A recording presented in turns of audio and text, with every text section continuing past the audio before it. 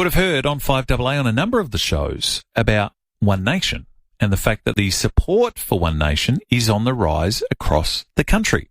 A lot of people have been texting in about it today so far. We had one text earlier who was saying that they were traditionally a Labor voter, who said they were a 20-year Labor member.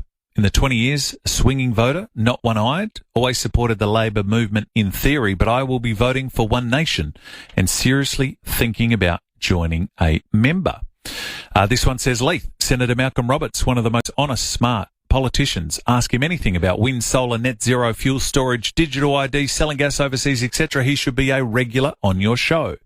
So what is the reason behind this support for One Nation rising? Let's find out why. He joins me, One Nation Queensland Senator Malcolm Roberts. Senator, welcome. Thanks for your time. Good morning, Leith. Thank you for having me. Can you put your finger on it? Why you become more popular than before? Well, people are starting to realise that the Labor Party and the Liberal Party are really two cheeks of the same backside, you know. They're basically pushing the same kinds of policies, that they're not standing up for what the people want and the people have had a gut for, and they're looking for an alternative. And One Nation gets out and listens to the people, and we stand up for the people and speak for the people. One Nation has been, Senator, a polarising party for times. Do you think that the party has changed somewhat, or do you think that the people of Australia have changed and they're coming more towards your way of thinking?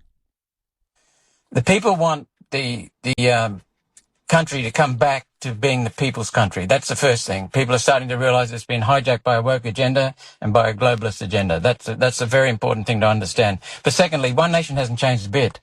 We've been maligned by the media generally. I'm not calling you guys that. We've been maligned by our political competition and told lies about. And people are starting to realise, hey, what this woman's been saying for 30 years is now true. It's always been true. And people are waking up to that, and they're appreciating Pauline and the fact that we call a spade a spade. Yes. Does Pauline taking her name off the party, do you think, help you in terms of a broader appeal? As good as Pauline has been for your party and getting your message out there, is there some thought that she takes her name off because then it becomes more inclusive in some ways? That is part of the reason, but when I first joined the party and when I first became a senator in 2016, she told me then that she would eventually take the name off the party. She has been, let's face it, one of the most important figures and most attractive figures, and I mean that politically as well as a woman. She's been very, very attractive in all regards to people. They've had a high respect for her. She's been truthful. She's had courage and guts. And that was an important part, associating her name with the party, an important part of getting people to recognise what the party was. But we're growing beyond that now, and it's time to have just One Nation standing on its own. You're here in Adelaide. You've just landed. What are the main issues that people are talking to you about when they come up to you and say, Senator, this is my biggest gripe with the country right now? What is it? Well, I've only just landed, literally, and I'm sitting in the car doing an interview just not far from the airport, Leith. So what I can tell you is that I'm with Carlos Caremba, who's the leader of the party in South Australia, and a very impressive man he is. He's already in local government, but he's telling me that the algal bloom, recreational fishing, local government waste. These are some of the issues that he's been listening to. But the same issues, I'm guessing, I mix with some of the South Australian senators, and they tell me the similar kinds of things: net zero, energy costs, mass migration, destroying our housing prices, and these are the basic issues. And also mass migration and housing, and also net zero. And basically people are saying all over the country, we are tired of working for the government. The government needs to get back to serving the people. That's what the government is supposed to do. What do you think you would do first? If you were able to get a stronger foothold in federal and state politics, what is the number one issue, do you think? Is net zero the number one issue for One Nation, or is it mass migration? Boy, that's a tough question, but they're both right up there. As I said, the three biggest issues are net zero, and probably in this order, really: net zero, mass migration, and housing. We've got, and I can only talk about our state in detail. We have got a state that basically the population is on the east coast. We've got every major provincial city has got a homelessness crisis. We've got record homelessness. And that's being exacerbated as inflation is starting to rise again by rising energy costs. Energy costs cascade through the economy, and they have a multiplier effect. They're destroying small businesses. We've got record closures of small businesses in every state of the country. It's just horrific what's going on. There's destroying our countries. The electricity grid impacts everyone's life, impacts every small business, impacts every employer.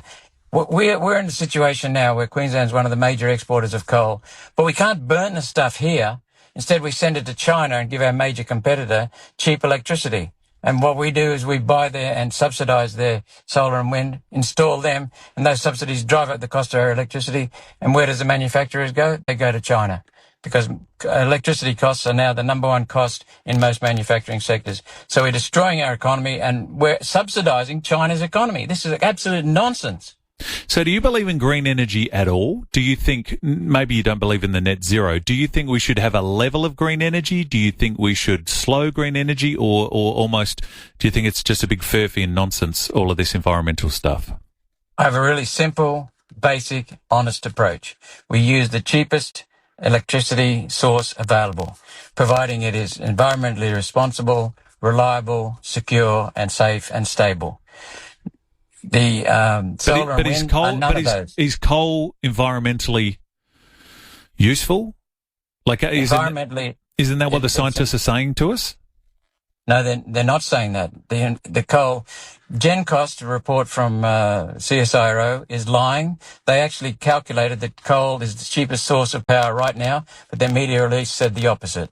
So what we're saying is use the cheapest form. I'll get back to your question about coal being environmentally responsible. Mm-hmm. The number one determinant of environmental safeguards is the cost of energy, because the cheaper you make energy, the more productive your economy becomes, the more you're able to afford environmental protections. Underground coal mines have no environmental impact apart from groundwater, and that can be managed. Surface mines used to have environmental impact, but nowadays the restrictions in place mean that it has to be rehabilitated back to at least and often better than original conditions. So there's no environmental impact. Carbon dioxide, you're exhaling it right now, Leith. Every listener is exhaling it right now. It's not a pollutant. That is complete garbage. There is no evidence anywhere in the world that human carbon dioxide affects the climate. None at all. We've got 24,000 data sets scraped legally from data providers, CSIRO, Bureau of Meteorology, NASA, National Oceanic and Atmospheric Administration in America. There is no evidence that there's a change going on. I've held CSIRO accountable 3 times. They've given me a presentation, 2.5, 3 hours, each one of them. They have not provided evidence. In fact, the CSIRO has said that they have never said there's danger from human carbon dioxide and never will. The politicians made it up. They have admitted that today's temperatures are not unprecedented, yet that's the basis of the climate change claims. And they've said that they rely upon an unprecedented rate of warming. The temperature has been flat for 30 years. Occasional rises due to El Nino, occasional falls due to La Nina. But the overall trend is basically flat. Okay, so you think it's more cyclical than climate change? Thank you for summarising it so elegantly. That's perfect. Perfect. Tell me about mass migration. Do you believe in getting skilled migrants, or are you, after a flat, shut the doors, don't let anyone in? We want to deport 100,000 people who are here illegally in breach of their resident visas. We want to deport a similar number of students who have broken their visa conditions for being a student. And deport their families with them, because they shouldn't be here taking up beds that Aussies need. That's the first thing. We'll deport, remigrate people. And the second thing is we will allow in only skilled people who can be put to work immediately. Just get back to the way the immigration policy was before John Howard took over and invented mass migration. And every Prime Minister since John Howard has followed John Howard's lead in mass migration. We need skilled people. We need people who will fit into our culture. Stop this multicultural rubbish. What we need is go back to the same old policies we had in the past, which was you come here, you bring skills, you get to work. You don't come here to bludge off our welfare system. Secondly, you join our communities, you fit into our culture. Bring your own culture by all means, but it must work in and work around and work with our culture. So they're the key points. But the numbers of migrants we would allow in, we know that about 220,000 people leave every year. We would allow in 130,000 net. negative migration is the catchword for us. Net negative migration. More people will leave in a year than come in. We will reduce the migration, net migration, so that it's negative. And that will decrease the population. Can I ask you, my guest is One Nation Queensland Senator Malcolm Roberts, who is in Adelaide for some events which I'm told are sold out, hence is the support for One Nation on the rise here in South Australia. Can I ask you a couple of quick questions from our listeners, Senator, if that's okay? Sure. Craig says, what's One Nation's view on gas? You mean gas out of the ground? I'm assuming so, yes. We love it. It's not the best source of electricity generation because that's coal. Yep. And where hydro is not possible, which is mostly right across the country. Hydro is usually the cheapest, but where that's not available, coal is easily the cheapest. Nuclear is next cheapest. Gas is good for flexible, but it's not as cheap as nuclear or coal. And so we like it. Well, look, I don't care where the source comes from, so long as it's cheap, affordable, reliable, secure, stable, safe, and environmentally responsible. And Yep. Solar and wind are none of those things. Gas is way cheaper than solar and wind, and so is nuclear, and coal is the cheapest. Terry says, what are your thoughts on a cashless society? Terrible. Cash is a means of control. One Nation successfully led the charge against the cash ban bill that Morrison brought in and that Labor supported. My office got amongst the members of the Liberal Party and Labor Party at the grassroots level, at the branches, and they put so much pressure on the Liberal and Labor senators that it was consigned, the cash ban bill from Morrison was consigned to a committee, and after 3 months I thought, this is rubbish. So I moved a motion to get rid of it, and lo and behold, the Labor Party and Liberal Party were so embarrassed by the cash ban bill and their support, the lack of support amongst their supporters, that they voted with me to get rid of the cash ban bill. But we know it's under a relentless attack because banks love it. Banks find it as useful as a form of control. It also leads to a social credit system. Cash ban, the cashless society is anathema to One Nation. We will do everything we can to fight it because cash gives us freedom. You take away cash, you got no freedom. This one says, if coal is so environmentally unfriendly, why do we sell it? If we sell it, we should use it. You would agree with that? Totally. Coal is environmentally responsible. The number one determinant of healthy environments, you go to countries around the world, if it's a highly developed country, highly civilized country, then you'll find a minimal impact on the environment. If you go to some of the poorer countries, the less developed countries, the less civilized countries, and Africa and some Asian countries, you'll find people scratching in the dirt to get their next meal. They don't care about the environment. They will crap in the creek, and I'm not criticizing them for doing that. That's what happens. So what the number one thing for development and civilization is cheap energy prices.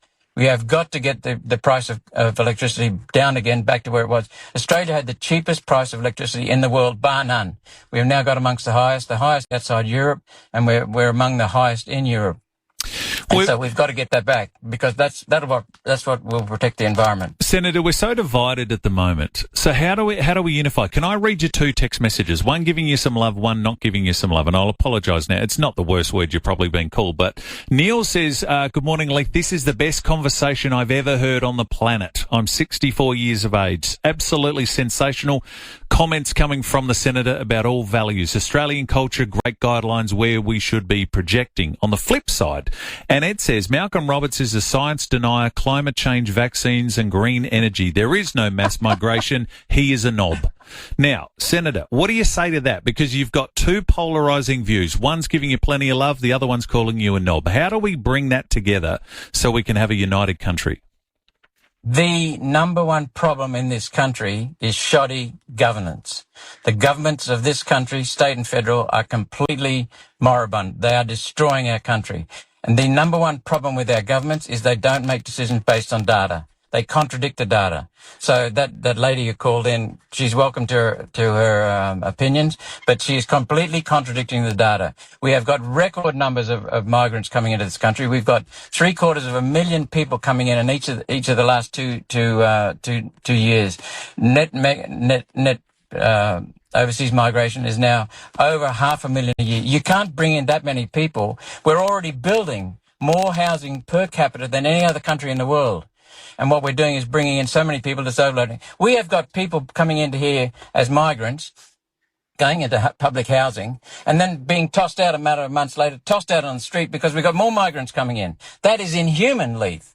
And as for being a science denier, I have got the science. I'm an engineer. I understand science because scientists develop science. Engineers then apply it. If I don't use the hard data, people die, and that's why I use data, because we've got to be more objective in our use of data, much more disciplined in our use of data.